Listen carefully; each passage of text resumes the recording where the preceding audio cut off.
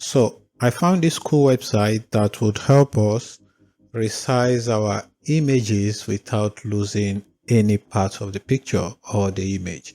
So let's say you have a square photo and you want it to become landscape.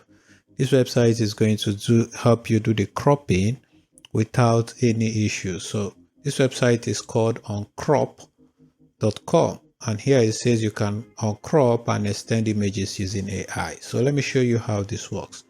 So I want to upload an image that I have. So I want to upload this image and I want it to fill out to have different dimensions. So this is a square image that I generated using Bing Create, but I want this to be in a 16:9 instead. So this website is going to help me crop it. So as you can see, it takes it automatically makes it 16:9, and all I have to do is say generate. So it's going to fill out this image without losing any part of the original picture. And I find this to be very, very cool, because sometimes, as you can see, this is what it does. And of course, some of the stuffs here, they might not be as good as you want, like the faces here, they change, but it gives me exactly what I want, which is this main person right here. So once you are done, you can basically say download, and you are going to have the same picture